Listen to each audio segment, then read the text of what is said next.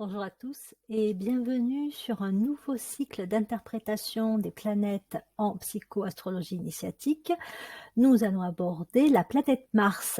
Mars, planète des désirs, planète de la motivation, planète qui nous pousse à l'action et qui peut parfois nous rendre un peu, comment dire, agités, agacés, voire carrément batailleurs, si nous n'obtenons pas ou si ce que nous désirons est bloqué.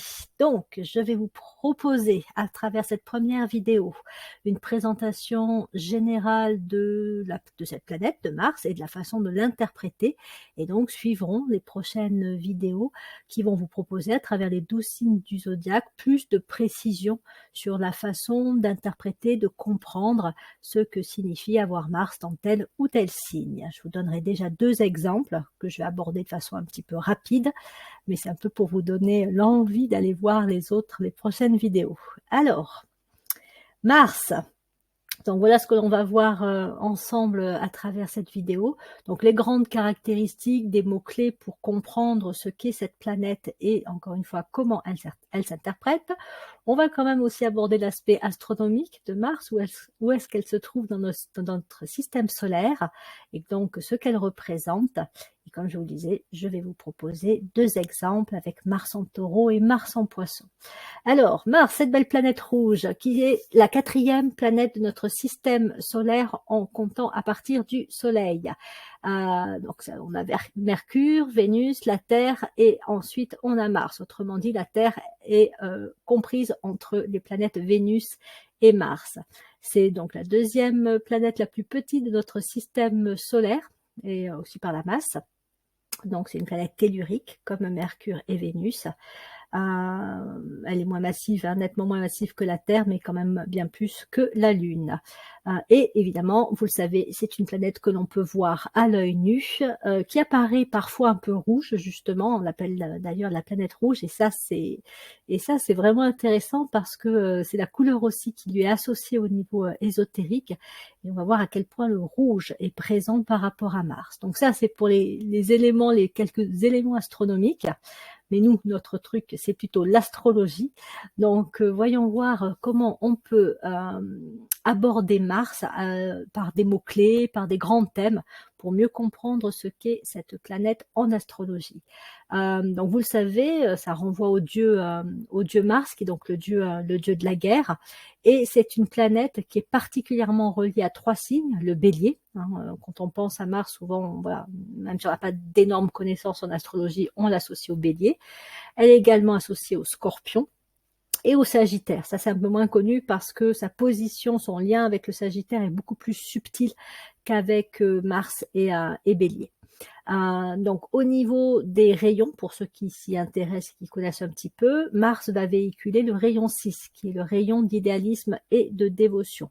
C'est une planète non sacrée, c'est la planète non sacrée du rayon 6. Neptune est la planète sacrée du rayon 6, donc il y a des liens entre Mars et Neptune. Et donc ce rayon 6, qui est donc le rayon d'idéalisme et de dévotion, montre bien que Mars, c'est une planète qui pousse à l'action, impulsée par le désir. Elle va nous montrer ce qui nous motive, ce que nous voulons être, avoir et faire dans notre vie, et donc ce qui peut particulièrement nous manquer si nous ne l'avons pas. Donc justement, je suis en train déjà d'aborder les points suivants. Si on veut donc voilà, interpréter Mars dans le thème de naissance, mais aussi dans une révolution solaire, puisque dans la révolution solaire, ça veut dire pendant une année, peut-être que tel type de désir, tel type d'envie, tel type d'action seront particulièrement sollicités à entreprendre pour répondre à des envies, à une recherche de satisfaction personnelle. Donc ça, c'est évidemment si on vit la planète au niveau personnel, mais c'est vrai que Mars va plutôt nous titiller à un niveau assez égocentrique, émotionnel, personnel, mais ça peut être aussi à un niveau supérieur, à un niveau d'ensemble, ce que nous allons désirer apporter aux autres. Donc ça va être un premier pas d'évolution d'intégration de Mars sur un plan spirituel. Mais déjà, voyons comment ça s'intègre dans les premiers temps alors que nous évoluons. Donc Mars nous montre encore une fois ce que nous pouvons avant tout désirer, donc en lien avec le signe et la maison habitée, ce qui nous motive, nous pousse à l'action. Hein. Donc il y a vraiment ce côté dynamique, élan, chercher à obtenir, chercher à investir son énergie, son temps dans des domaines particuliers, dans des acquisitions, dans voilà, le fait de rechercher telle ou telle chose à avoir dans notre vie pour se sentir bien. Ce qui nous intéresse, donc avant tout émotionnellement, parce qu'il y a aussi des centres d'intérêt, on va dire, plus intellectuels, des apprentissages, des connaissances, et ça nous est plutôt montré par les planètes Mercure et Vénus, hein, c'est les planètes qui sont reliées au mental, à l'intellect. Donc avec Mars, c'est plus une question, encore une fois, de goût, de motivation pour, encore une fois, aller vers une satisfaction. Et puis c'est aussi intéressant d'aborder Mars sous l'angle un peu d'un booster, c'est-à-dire que parfois quand on a un peu une chute de morale ou un manque d'énergie ou quand on est un peu perdu, qu'on ne sait pas trop, histoire de nous redonner un petit peu l'élan, d'actionner, si je puis dire, Mars, et donc d'aller voir, de savoir où il se trouve pour dire bon ben voilà, si c'est ça que j'aime et que j'ai peut-être un peu perdu de vue, si je me remets là-dedans, ça va peut-être m'aider à reprendre un petit peu, alors je vais pas dire goût à la vie, mais un élan, voilà, un dynamisme que j'ai pu perdre pendant un moment. Donc ça aussi c'est important de se dire que parfois, voilà, voilà, quand on n'est pas trop en forme, aller voir Mars et dire bon allez, je vais encourager ça, c'est une façon de repartir. Et après, on peut aller sur des niveaux supérieurs, mais en tout cas, voilà, se booster un petit peu. Et c'est aussi en lien avec le fait que voilà, Mars est relié au dieu de la guerre, ce n'est pas pour rien quand même. C'est là où on peut aussi avoir des réactions parfois émotionnelles un peu fortes parce qu'on vient nous titiller. Donc quand je dis on, ça peut être une autre personne, ça peut être une situation, un événement. Par rapport à justement ce que l'on désire. Et si on sent que ça va être menacé, ça va être attaqué, ça va être refusé, on va être contraint, bloqué, là on peut, comme on dit un peu, voir rouge, monter sur nos grands chevaux et carrément, si ça va vraiment loin, hein, voilà, ça va partir en conflit, en crise, et puis quand ça concerne un pays entier, ça peut être des motifs pour partir en guerre, hein, tout simplement. Donc après, ça va dépendre aussi de l'importance qu'a l'émotionnel chez une personne. Hein. Si elle a un émotionnel très puissant, c'est sûr que Mars active cet émotionnel-là et que donc si on vient la toucher particulièrement là où c'est important pour elle, là où c'est sensible, sa réaction peut être particulièrement forte. Par contre, une personne qui intellectuellement est plus raisonner, si je puis dire, pourra mettre un frein, elle va peut-être ressentir aussi de l'agacement si on vient encore une fois appuyer sur le point sensible, mais elle va pas forcément en venir aux mains ou aux cris, ou enfin voilà. Voilà, donc quelques éléments clés. Mars est particulièrement important dans la construction de l'émotionnel d'un enfant. Donc voilà, hein, si on est parent et qu'on veut savoir que ce qui peut aider son enfant à se sentir bien ou ce pourquoi il peut être particulièrement sensible, et aussi pour comprendre pourquoi parfois il a des réactions émotionnelles qui peuvent paraître un petit peu pas exagéré, oui, exagéré ou un peu disproportionné. On peut se dire bon, peut-être que si je comprends par l'astrologie la configuration qu'a Mars dans son thème de naissance, voilà, je peux mieux appréhender les raisons de ses réactions émotionnelles. Et puis après, ça accompagne aussi la construction de la personnalité. Parce que dans la personnalité, on va y retrouver effectivement ce goût pour l'action, certains centres d'intérêt, les désirs, hein, ça fait aussi partie de notre personnalité. Et en fin de compte, lorsqu'on continue à évoluer, qu'on tend vers une conscience supérieure, Mars va nous montrer ce qui va être à dépasser. Parce que si on reste bloqué là-dessus, on reste bloqué sur ce qui est personnel. Et ça va nous maintenir à un niveau qui est un niveau assez égocentrique et qui peut aussi, pour le coup, nous couper des autres, parce que ce qui est important pour nous ne l'est pas forcément pour les autres. Ce que nous jugeons comme étant des priorités, y compris sur le plan des valeurs, ne sont pas forcément celles d'autrui. Mais voilà, si on est vraiment focalisé sur ce que nous on estime être bon, bien, vrai, juste, etc., on va créer en fait des oppositions, on va accentuer des dualités, de la séparativité, et ça aussi Mars peut nous demander d'aller le voir pour le dépasser. Donc c'est l'idéalisme qui peut parfois être poussé trop loin avec Mars, jusqu'à une forme carrément de fanatisme, et qui donc en fait encore une fois nous sépare des autres, de la fraternité, etc. Bien, alors, donc Mars, autre élément concernant Mars, gouverne en astrologie la maison 1. Donc autant dire qu'avoir Mars en maison 1, c'est comme avoir Mars en Bélier, Mars en Scorpion, Mars en Sagittaire. On va avoir un Mars naturellement relativement puissant. C'est comme, voilà, il y a des affinités, hein, donc si je puis dire, son pouvoir est un peu exacerbé, mais les opportunités aussi de gain suite au fait de dépasser certains, appeler ça des mirages, hein, c'est-à-dire des désirs qui sont vraiment exacerbés, mais qui sont avant tout personnels. Il y a aussi des gains à pouvoir les dépasser, à les vaincre, hein, des gains en liberté d'être, en compréhension aimante, en bienveillance, etc.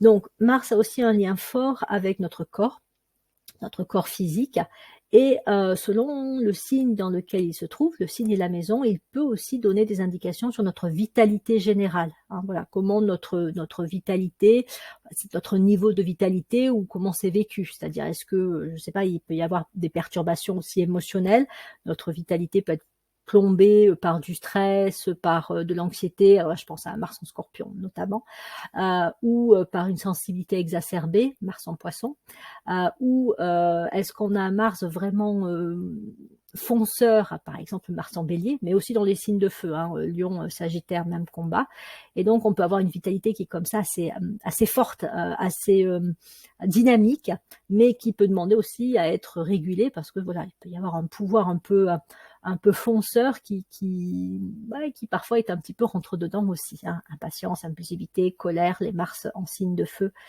ils connaissent ça assez facilement. Donc Mars étant relié à l'émotionnel, il n'est pas étonnant qu'il gouverne le plexus solaire. Donc plus on travaille avec les désirs, avec les émotions, plus voilà, on va activer la zone du plexus solaire, ce qui n'est pas forcément toujours une très bonne chose, puisque ça veut dire qu'en fait on nourrit cette zone-là et on active, on donne vraiment de l'importance aux émotions, quitte à être complètement capturé par ses réactions émotionnelles et par ses désirs.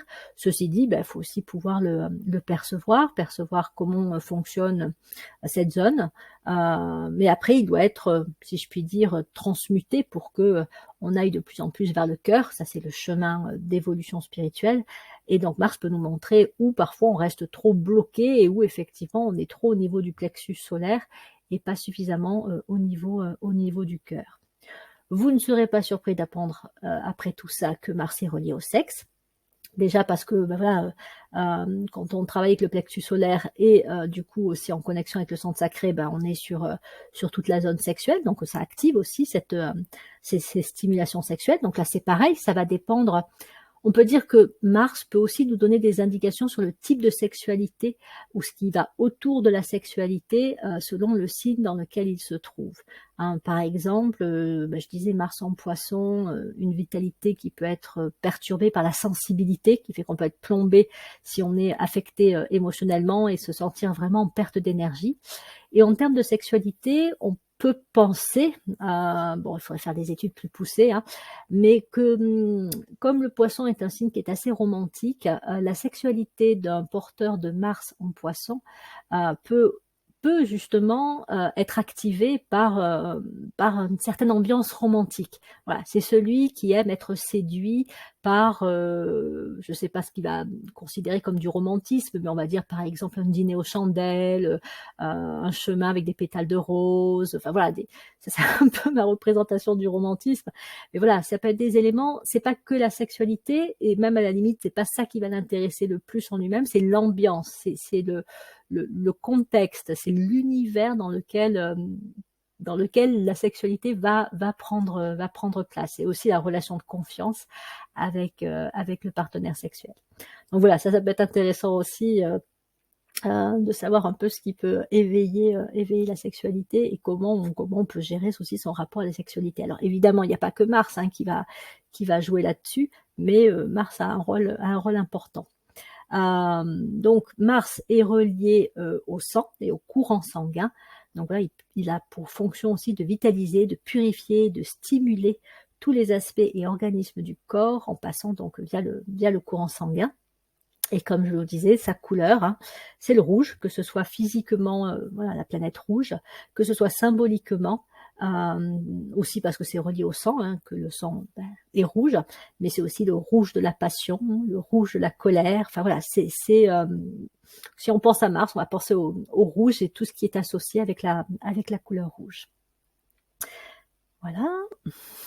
Donc cette vidéo va pas être très longue, hein. Enfin de toute façon vous devez déjà le voir. Je vais terminer avec 2 exemples d'interprétation, hein. Comme je vous disais tout à l'heure, c'est un peu pour vous mettre en appétit de ce qui va suivre dans les prochaines vidéos. Je vais sûrement regrouper plusieurs signes dans une même vidéo, hein. Va être nettement moins long qu'avec avec Saturne.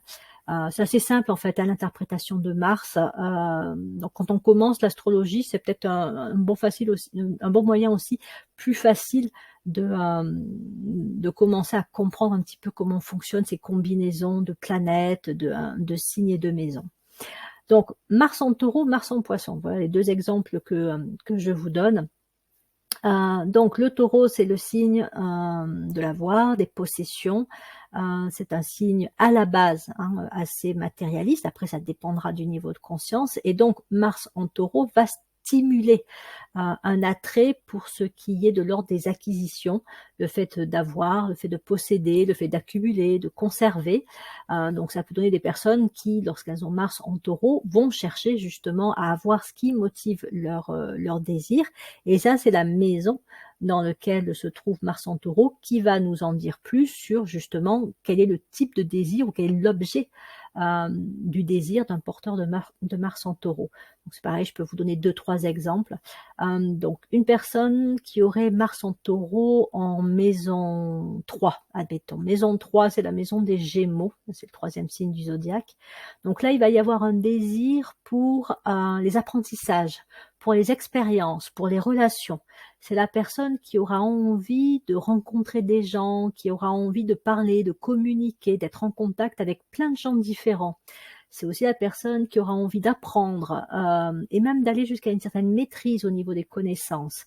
Donc Mars peut aider aussi à se focaliser, hein, sur l'objet du désir, hein, c'est-à-dire tel sujet m'intéresse. Avec Mars en Taureau, ben, il va y avoir une concentration, il va y avoir une persévérance qui vont être présentes, parce que souvent aussi il y a un objectif, hein, qui est perçu chez un porteur de Mars en Taureau, qui fait que tant qu'il n'atteint pas son objectif, il va aller jusqu'au bout. Et donc, par exemple, si son objectif, c'est de devenir expert en anglais, par exemple, hein, il va apprendre l'anglais, pratiquer l'anglais, peut-être même voyager jusqu'à ce qu'il arrive à son objectif là. Il peut y avoir aussi avec Mars en Taureau en maison 3 un désir pour le fait de bouger, de pouvoir être dans des environnements différents, de vivre des expériences variées, de ne pas tomber dans la routine. Voilà, donc il y a une stimulation du champ des expériences avec Mars en Taureau en maison 3. Si Mars en Taureau est en maison 4, la maison du cancer, là on va avoir des désirs particulièrement forts pour tout ce qui a trait au foyer, à la famille, à l'habitation. Donc ce sont des personnes pour qui avoir un chez-soi, être propriétaire de son habitation, pour être particulièrement important. Donc il va y avoir vraiment une motivation et un investissement pour acquérir ce qui est désiré. Donc après ça dépend de sa représentation, enfin de ce qu'il estime être l'objet de son désir en termes de lieu de vie, hein. Ça peut être un appartement dans une grande ville, comme ça peut être une maison à la campagne, comme ça peut être, enfin bon, peu importe. Mais en tout cas, effectivement, il ne ménagera pas ses efforts pour obtenir ce qu'il vise. Et puis ça peut être une personne effectivement qui très tôt va chercher à créer sa famille, donc avoir un conjoint, avoir des enfants et en prendre soin aussi, un côté protecteur, hein, souvent dans le Taureau, qui passe par le côté justement souvent matériel, c'est-à-dire s'assurer que sa famille ne manque de rien, financièrement, matériellement, au niveau des objets. Donc il peut être très généreux, peut-être des fois un peu aussi ou excessif, parce que ça va passer peut-être beaucoup par le matériel, ou en fonction de ses propres valeurs, de ce qui est bien de posséder et d'avoir.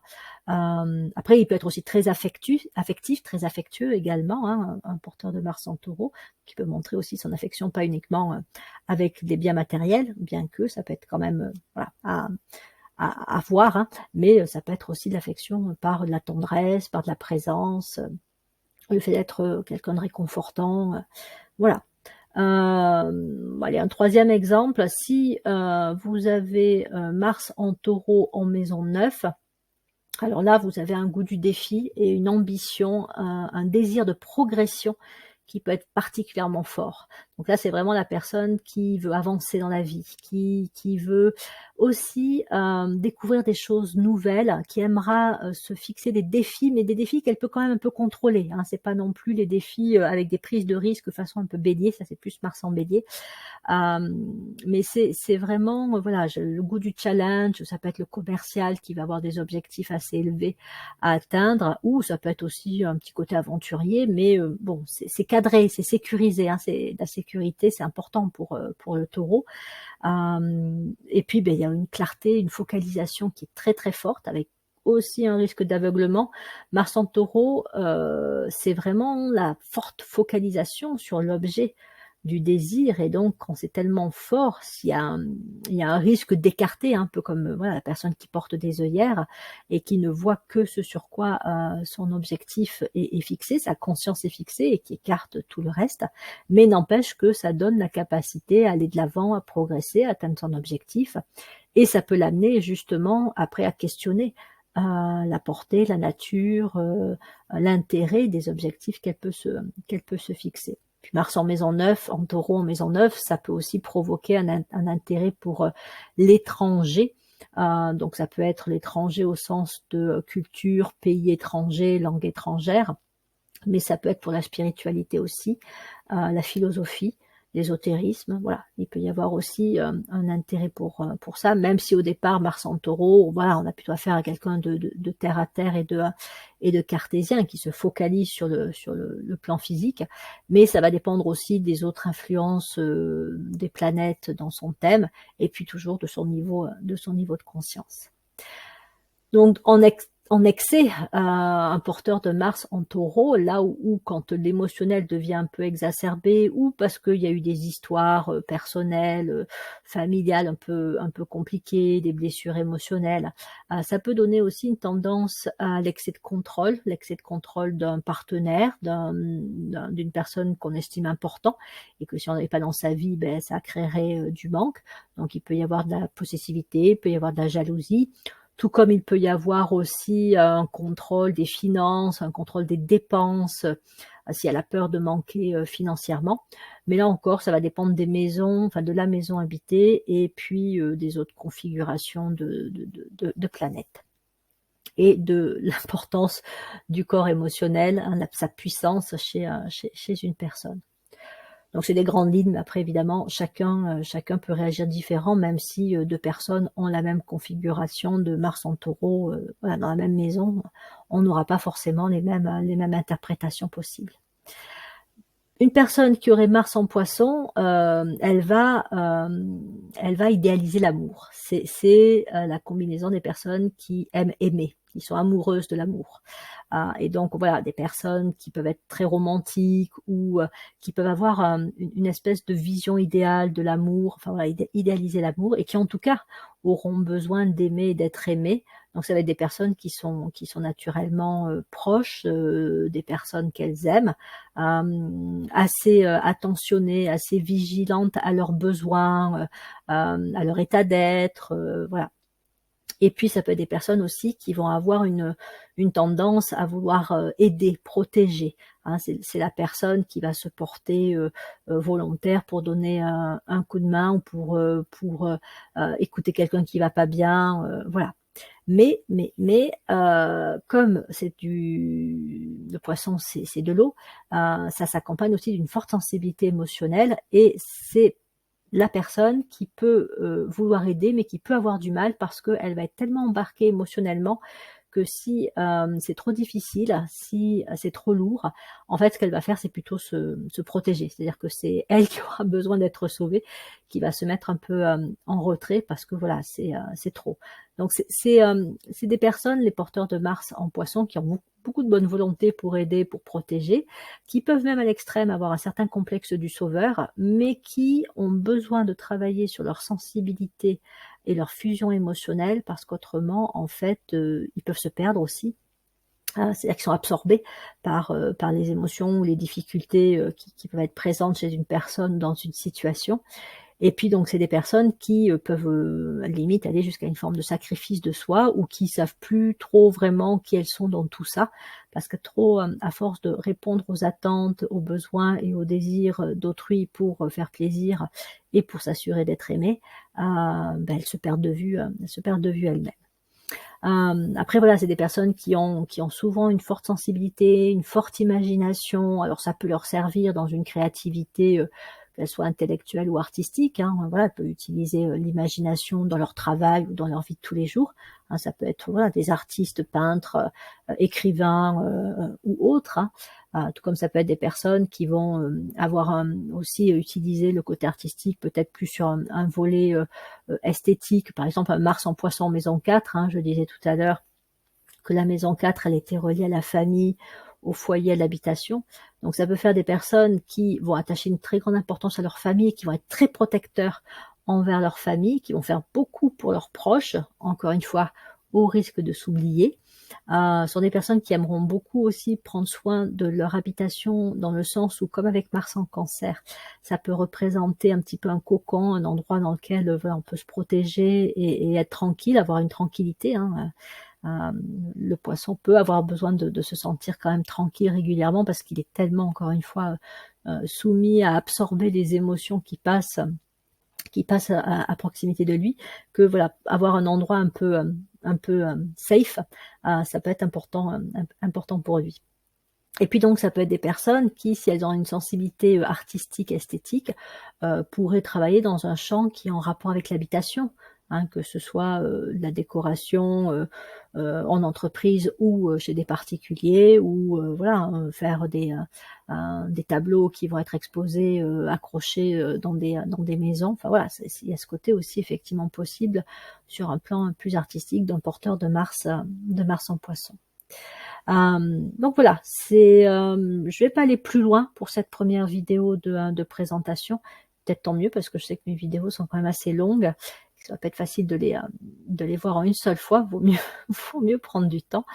Et donc je vais vous proposer de faire le tour pour chaque signe, peut-être en vous donnant aussi à chaque fois quelques exemples pour des maisons, de la façon dont on peut interpréter Mars dans les 12 signes du zodiaque, et les différents niveaux, c'est-à-dire avec le côté construction, évolution des aspirations, des désirs, les difficultés, mirages, conflits que ça peut aussi entraîner.